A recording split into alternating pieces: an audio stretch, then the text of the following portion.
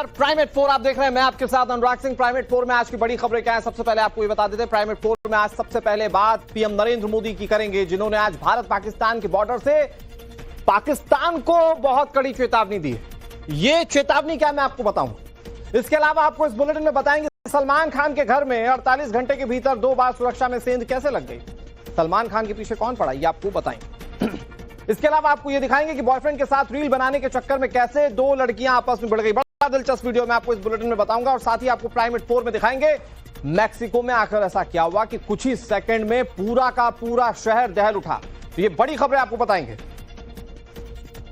लेकिन शुरुआत बुलेटिन के इस वक्त की बड़ी अपार्टमेंट में घुसने की कोशिश की गई। पुलिस ने एक महिला को गिरफ्तार कर लिया है। लिफ्ट एरिया तक ईशा छाबड़ा नाम की महिला पहुंच गई थी।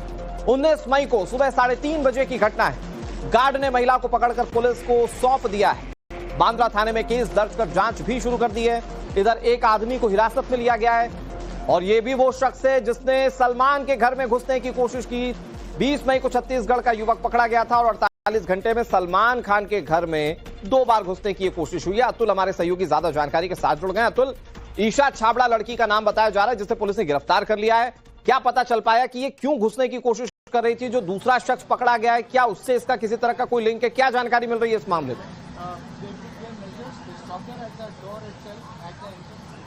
जी देखिए, मैं अभी गैलेक्सी अपार्टमेंट के ठीक बाहर खड़ा हूं। सीधी तस्वीरें हम आपको दिखा रहे हैं क्योंकि यहां पर हलचल काफी ज्यादा बढ़ गई है। ये जो आप गेट देख रहे हैं, सलमान इसी बिल्डिंग में गैलेक्सी अपार्टमेंट में रहते हैं और इस समय आपको तस्वीर में जो 2 गाड़ियां दिखाई दे रही है, इस पर गौर करने की बात है। ये पुलिस की 2 एस्कॉर्ट वो गाड़ियां हैं जो सलमान की सिक्योरिटी में एडिशनल जो लॉरेंस बिश्नोई की तरफ से बार बार धमकियां दी जा रही थी, उसके बाद ऐड की गई हैं और ये इस समय यहां पर मुस्तैद हो गई हैं। और साथ ही जो हलचल है यहाँ पर, जो बाउंसर्स हैं शेरा के, वो आ गए हैं। दूसरे पुलिस ऑफिशियल्स जो हैं वो आ गए हैं और खबरें ऐसी आ रही हैं कि किसी भी वक्त सलमान यहाँ से, इस अपार्टमेंट से बाहर निकल सकते हैं क्योंकि हलचल काफी ज्यादा यहां पर बढ़ गई है। जहां तक बात 2 दिनों में 2 घुसपैठ किया है जो बेहद चौंकाने वाला है। अभी सूत्र हमें ये बता रहे हैं कि जो छाबड़ा है वो महिला यहां पर 19 की रात को एक कार में आती है और ये बताती है कि ये चूंकि एक रिहायशी बिल्डिंग अपार्टमेंट है, गैलेक्सी अपार्टमेंट, इसके 4th फ्लोर पर वो किसी शख्स का नाम लेती हैं कि उनके फ्लैट में वो मुलाकात करने आई हैं। उसके बाद पुलिस जो सिक्योरिटी पर थी उन्होंने उन्हें अंदर जाने दिया और उसके बाद वो महिला 4th फ्लोर पर जाने के बाद एक बेल वो बजाती है फ्लैट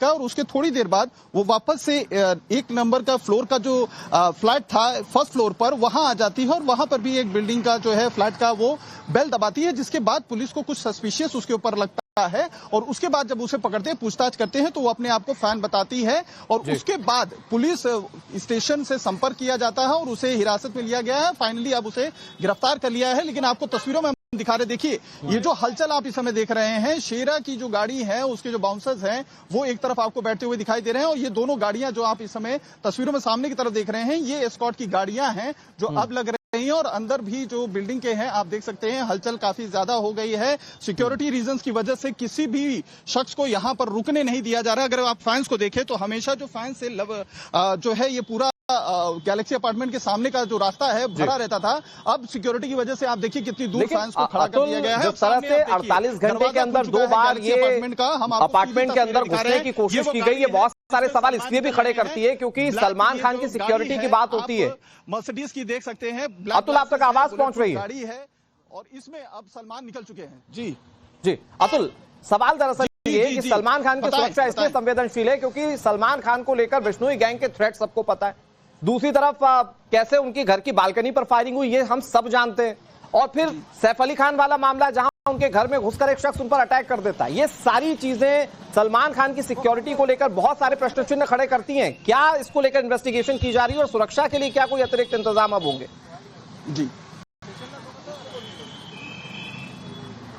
जी देखिए, जहां तक सिक्योरिटी बीफअप करने की बात है तो सिक्योरिटी के लेकर ना ही महाराष्ट्र सरकार की तरफ से इस बारे में कोई स्पष्ट बयान दिया गया है, ना ही पुलिस की तरफ से अभी तक इसके बयान दिए गए हैं कि क्या और सिक्योरिटी बढ़ाए जाने की जरूरत है। क्योंकि पुलिस के जो सोर्सेज हैं उनका ये कहना है कि उनकी साइड से जो सिक्योरिटी के क्लियरेंस चाहिए थे या सिक्योरिटी की जो अरेंजमेंट चाहिए थी वो उन्होंने पूरी की थी। चूंकि ये रेसिडेंशियल अपार्टमेंट भी है, इसमें और भी फ्लोर्स पर जो है अलग अलग लोग रहते हैं, उनकी फ्लैट्स हैं, उनके लोग जो है रिश्तेदार दिन भर में कई बार आते रहते हैं, और उसी का रेफरेंस देकर वो महिला अंदर उस लिफ्ट की लॉबी तक पहुंच पाई थी, जिसके बाद उसे सस्पिशियस अवस्था में पकड़े जाने के बाद उसे पकड़ा गया है। सिक्योरिटी बढ़ाए जाने की बात अलग है, लेकिन जैसा कि आपने एक रेफरेंस दिया है, सैफ अली खान की जो घर पे घटना हुई है वो बहुत ही चौंकाने वाला था, और उस घटना के बाद लगभग 2 महीने के अंदर वापस से सलमान के घर पर 2 दिन में 2 सारी बातों से अलग सवाल सबसे बड़ा ये कि 48 घंटे के अंदर 2 बार सेम पैटर्न में घुसने की कोशिश,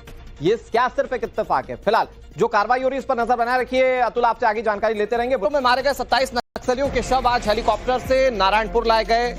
अब पुलिस परेड ग्राउंड में नक्सलियों की पहचान करवाई जाएगी। 3 दिन तक चली मुठभेड़ में 2 जवान शहीद हो गए थे, जिनका पार्थिव शरीर नारायणपुर लाया गया और फिर श्रद्धांजलि अर्पित की गई। अबूझमाड़ में एनकाउंटर हुआ, जिसमें नक्सलियों को कड़ी कार्रवाई का सामना करना पड़ा। नक्सलियों पर पिछले 1 महीने में सबसे बड़ी चोट ये बताई जा रही है। 27 नक्सली मारे गए।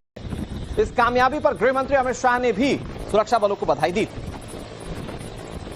छत्तीसगढ़ में 50 घंटे से ज्यादा चले एंटी नक्सल ऑपरेशन में जवानों को एक बड़ी सफलता मिली है। जवानों ने 27 खूंखार नक्सलियों को मार गिराया है। यही वो तस्वीरें हैं 27 खूंखार नक्सलियों की, जो कि जवानों को एक बड़ी सफलता मिली है, जिसमें सबसे बड़ा जो नाम निकल के आया है बसप राजू, जिस पर अलग अलग राज्यों में 1-1 करोड़ का इनाम था। यह जो बॉडी आप देख रहे हैं, यही वो आतंकी है, नक्सली आतंकी टेररिस्ट है, जिसके कई ऐसी घटना हैं जिनमें यह बसप राजू का हाथ था। अगर इसकी बात करें तो 2018 में जो कि नक्सली जो कि गणपति था, वो भी खूंखार नक्सली था, और इसके बाद यह जो 2018 में बसप राजू ने नक्सली कमांडर की यह जो कमान है वो संभाली थी, और यही वो महासचिव है नक्सलियों का, जो कि बसप राजू है। आप देख सकते हैं यही 27 बॉडी हैं जिनकी पहचान यहाँ पर कर ली गई है। ये जो नक्सलियों से जो हथियार बरामद किए गए हैं और जो 50 घंटे से ज्यादा जो मुठभेड़ चली है, उस मुठभेड़ में यह जो हथियार हैं वो यहाँ पर नक्सलियों से बरामद किए गए हैं, जिनमें AK-47, इंसास 7.62 SLR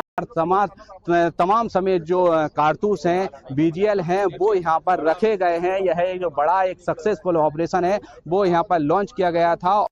पुतला जलाने की कोशिश भी की। आरोप है कि कार्यकर्ताओं ने पुलिस कमिश्नर के दफ्तर में घुसने की कोशिश की, लेकिन प्रदर्शन क्यों हो रहा है? ज्यादा जानकारी के साथ पूजा मेहता हमारी सहयोगी ग्राउंड जीरो से जुड़ गई है। पूजा, क्यों प्रदर्शन हो रहा है? जरा प्रदर्शन की तस्वीरें भी दिखाइए। बिल्कुल, हमारी मौजूदगी फिलहाल विधाननगर कमिश्नर के दफ्तर के बाहर है, और हमारे पीछे जो है बीजेपी युवा मोर्चा के तमाम नेता और कार्यकर्ता यहाँ पर मौजूद है। आपको बताते हैं कि पिछले हफ्ते विकास भवन के सामने पुलिस ने बेरहमी से लाठीचार्ज किया था शिक्षकों पर, जब रात को वो वहां पे प्रोटेस्ट कर रहे थे, और उसके बाद ही इसी के प्रोटेस्ट में जो है आज यहाँ पर पहुंचे हैं तमाम बीजेपी युवा मोर्चा के कार्यकर्ता। हमारे पीछे आप देखिए, ये विधाननगर कमिश्नर का दफ्तर है, और यहाँ पर सुरक्षा बढ़ाई गई है ताकि कोई भी कार्यकर्ता जो है अंदर जाने ना पाए। लेकिन फिलहाल जो है उनका एक प्रतिनिधि मंडल जो है भीतर गया है पुलिस कमिश्नर से मिलने, और साथ ही एक डेप्यूटेशन भी देने गया है। लेकिन यहाँ पर देखिए किस तरह से 3 स्तरीय यहाँ पर सिक्योरिटी कॉर्डन लगाया गया है, साथ ही बैरिकेड लगाया गया है ताकि कोई अंदर दाखिल ना होने पाए। लेकिन बीजेपी युवा मोर्चा के कार्यकर्ताओं की तरफ से साफ कर दिया गया है कि जिस तरह से पुलिस की तरफ से लाठीचार्ज किया गया था विकास भवन के सामने शिक्षकों पर, उसी के विरोध प्रदर्शन के नाम पर जो है आज का ये कमिश्नर ऑफिस का जो है घेराव कर रहे हैं, और साथ ही फिलहाल एक डेप्यूटेशन देने अंदर गया है एक प्रतिनिधि मंडल। ठीक है, शुक्रिया पूजा, नजर बनाए रखिए। आगे भी तमाम अपडेट्स आपसे लेते रहेंगे। जासूसी की आरोपी ज्योति से जुड़ी बड़ी खबर जानिए। जासूस ज्योति मल्होत्रा की पुलिस हिरासत बढ़ गई है। कोर्ट ने 4 दिन और ज्योति की पुलिस हिरासत बढ़ा दी है। ज्योति मल्होत्रा का बीती रात 11:30 बजे मैजिक बार 2024 में 3 बार मुंबई गई थी। हर बार अलग अलग रूट से बस ट्रेन से वो ट्रेवल कर रही थी। जुलाई 2024 में लग्जरी बस से मुंबई पहुंची थी ज्योति। मुंबई के अलग अलग हिस्सों में इसने ट्रेवल ब्लॉग शूट किए थे। 2023 में लाल बाग के राजा का ब्लॉग शूट किया था। ज्योति के डिलीट किए गए वीडियोस और फोटोज रिकवर कर लिए गए। जांच एजेंसीज ने रिकवर किए गए सभी वीडियोस और फोटोज की जांच शुरू कर दी है। ज्योति ने इलेक्ट्रॉनिक डिवाइसेस जो पुलिस को सौंपे थे या उससे जो इलेक्ट्रॉनिक डिवाइसेस रिकवर किए गए थे उनकी भी जांच की जा रही है। किसे उसने वीडियोस और फोटोज भेजे थे, डिलीट क्यों किए, ये हर एक पहलू है जिस पर जांच की जा रही है।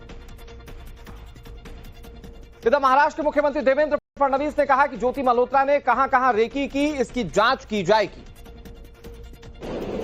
इस प्रकार के लोग व्हाइट कॉलर बनकर आतंकियों की तलाश कर रहे हैं। इस बीच घाटी में आतंकियों ने अलग अलग मुठभेड़ में अपनी जान गंवाई है।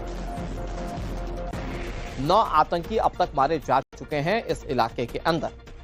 ये 2 तस्वीरें आपके सामने।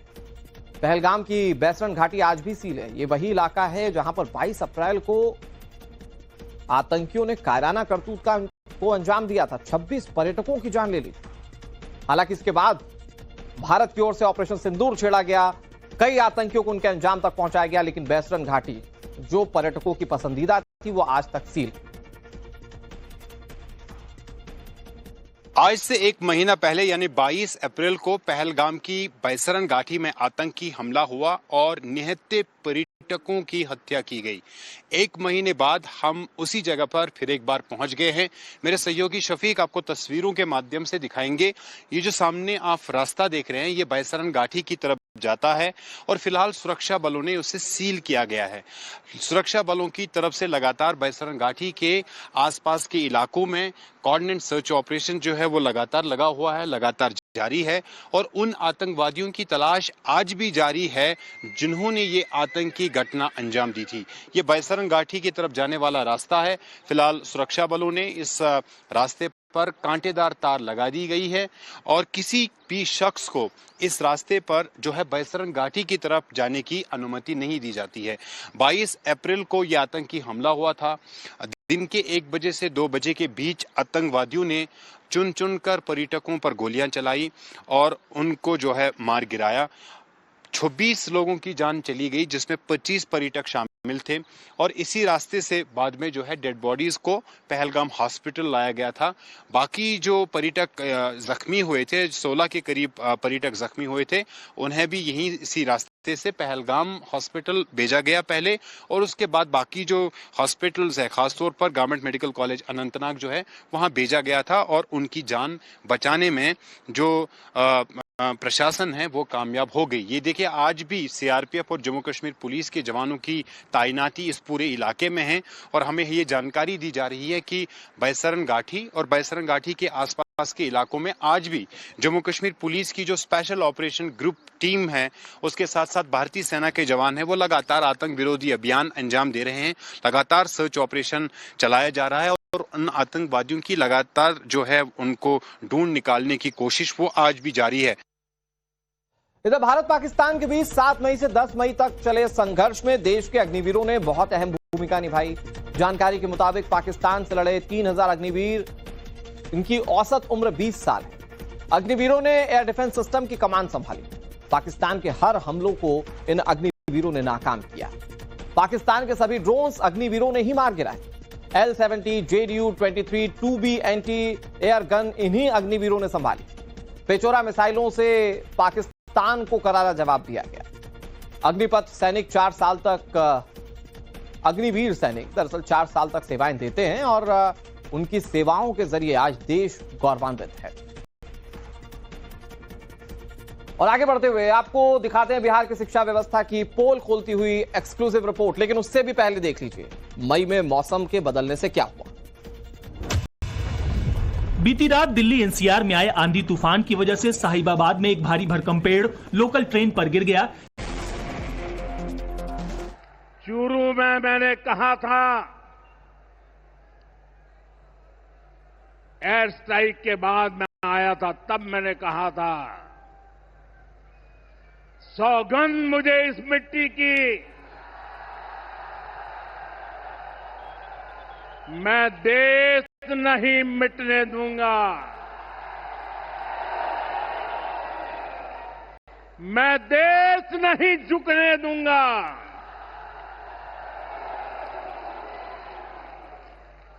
आज मैं राजस्थान की धरती से देशवासियों से बड़ी नम्रता के साथ कहना चाहता हूं, मैं देश के कोने कोने में जो तिरंगा यात्राओं का हुजूम चल रहा है,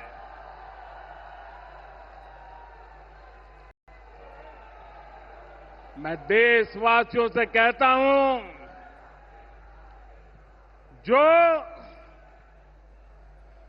जो सिंदूर मिटाने निकले थे, जो सिंदूर मिटाने निकले थे, उन्हें मिट्टी में मिलाया है।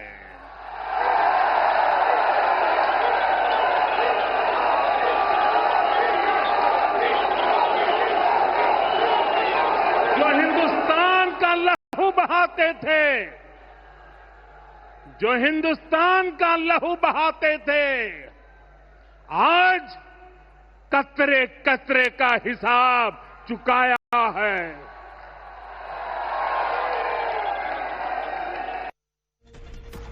ऑपरेशन सिंदूर पर पीएम की दहाड़। जब सिंदूर बारूद बना तो नतीजा पूरी दुनिया ने देखा। आतंकियों के 9 बड़े ठिकाने तबाह कर दिए गए, ये पीएम नरेंद्र मोदी ने कहा। और क्या कहा पीएम नरेंद्र मोदी ने अपनी ललकार में, सुनिए।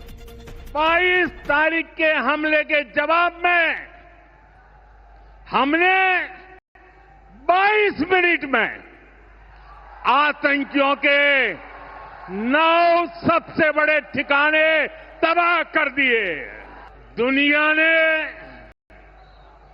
और देश के दुश्मनों ने भी देख लिया कि जब सिंदूर बारूद बन जाता है तो नतीजा क्या होता है।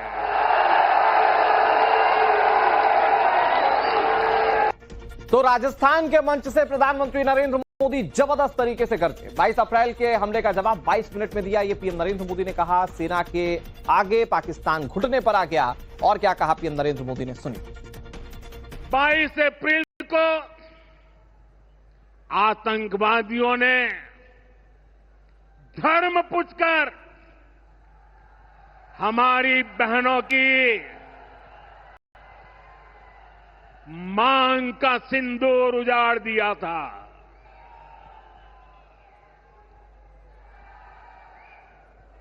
वो गोलियां पहलगाम में चली थी, लेकिन उन गोलियों से 140 करोड़ देशवासियों का सीना छलनी हुआ था।